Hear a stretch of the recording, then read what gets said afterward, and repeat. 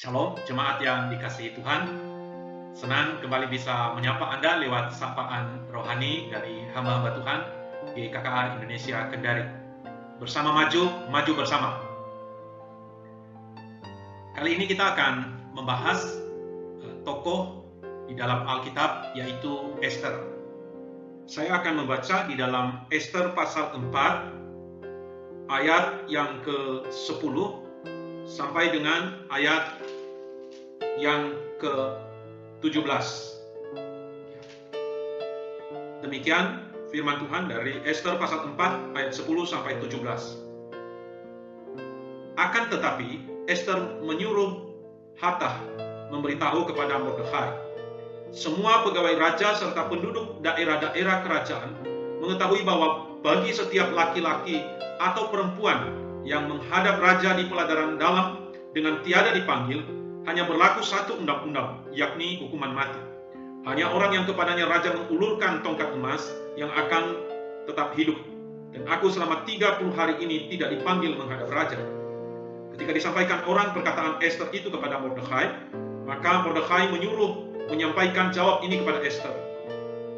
Jangan kira karena engkau di dalam istana raja, hanya engkau yang akan terluput dari antara semua orang Yahudi. Sebab sekalipun engkau pada saat ini berdiam diri saja, bagi orang Yahudi akan timbul juga pertolongan dan kelepasan dari pihak lain. Dan engkau dengan kaum keluargamu akan binasa.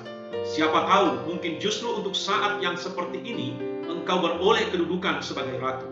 Maka Esther menyuruh menyampaikan jawab ini kepada Mordekhai. Pergilah, kumpulkanlah semua orang Yahudi yang terdapat di Susan, dan berpuasalah untuk aku. Janganlah makan dan janganlah minum 3 hari lamanya, baik waktu malam, baik waktu siang. Aku serta dayang-dayangku pun akan berpuasa demikian. Dan kemudian aku akan masuk menghadap raja. Sungguh pun berlawanan dengan undang-undang. Kalau terpaksa aku mati, biarlah aku mati. Maka pergilah Mordekhai dan diperbuatnya tepat seperti yang dipesankan Esther kepadanya. Nah, di sini yang saya ajak kita belajar adalah bahwa di dalam krisis memang kita diperhadapkan kepada pilihan-pilihan. Esther telah ditempatkan Tuhan sedemikian rupa untuk kemudian menjadi ratu di dalam negeri yang dipimpin oleh Raja Ahasveros, di mana mereka adalah orang buangan di sana. Bapak Ibu Saudara, di dalam krisis itu bangsanya terancam untuk dipunahkan karena ada sebuah konspirasi yang dilakukan oleh seseorang yang membenci bangsa Israel pada saat itu, yaitu Haman. Dalam kondisi itu, Esther punya pilihan, melakukan sesuatu atau berdiam diri. Melakukan sesuatu risikonya besar, berdiam diri juga risikonya besar. Di dalam pilihan-pilihan seperti inilah, kemudian Esther bergumul dan akhirnya ia memutuskan untuk mau berjuang. Kalaupun taruhannya adalah nyawanya sendiri. Dia kemudian berpikir tidak ada bedanya.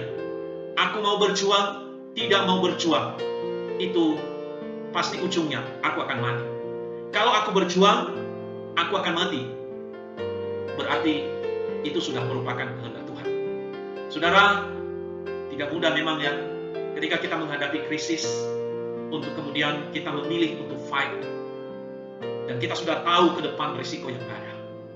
Namun, kalau kita yakin bahwa apa yang kita lakukan adalah sesuatu yang dikehendaki dan merupakan isi hati Tuhan sendiri, maka kita meyakini Tuhan akan menolong. Bagi kita membaca kisah Esther mungkin tidak terlalu menegangkan karena kita sudah tahu endingnya. Tetapi bagi Esther, bagi Mordekhai, bagi bangsa Yahudi pada saat itu, mereka melewati detik demi detik yang menegangkan. Mereka melewati waktu demi waktu yang tidak tahu, yang sewaktu-waktu akan mengancam kehidupan mereka. Dan disitulah penyerahan mereka di hadapan Tuhan. Saudaraku, dari sini kita belajar, sebagai anak-anak Tuhan, ketika ada sebuah krisis melanda komunitas kita, melanda bangsa kita, bertindak atau tidak bertindak, kita ada di dalam krisis. Kita akan terdampak. Bangsa kita akan terdampak. Keluarga kita akan terdampak. Maka jika itu yang kita hadapi, maka kita harus betul-betul mencari kehendak Tuhan.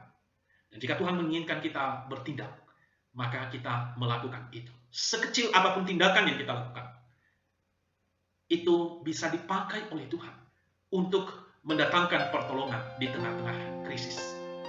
Saya, Anda, kita semua dipanggil untuk memikirkan sesuatu yang kita bisa lakukan, sesuatu yang bisa kita kerjakan di tengah-tengah krisis yang sedang kita hadapi saat ini. Mari kita belajar dari Esther.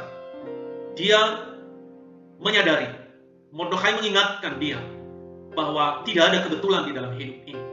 Dia terpilih menjadi permaisuri raja, dan itu bukan sesuatu yang kebetulan. Itu bisa dipakai oleh Tuhan. Di mana Anda saat ini? Saya ada di sini. Anda ada di tempat kerja Anda, di rumah tangga Anda, di komunitas Anda. Pikirkan, itu bukan kebetulan. Itu sudah diatur oleh Tuhan. Di sini, di waktu ini, di dalam situasi ini, engkau bisa dipakai oleh Tuhan. Tuhan akan berkarya. Tuhan akan melakukan rencananya. Jika Anda dan saya peka menerima itu, Tuhan akan memakai saya dan Anda. Tapi jika Anda menolak, Tuhan bisa memakai orang lain. Itu pesan daripada Mordekhai. Maka berikanlah dirimu, memberikan diriku untuk dipakai oleh Tuhan. Tuhan memberkati kita semua. Tetap semangat, tetap jaga kesehatan, dan kita berharap kepada pertolongan Tuhan. Tuhan memberkati kita semua.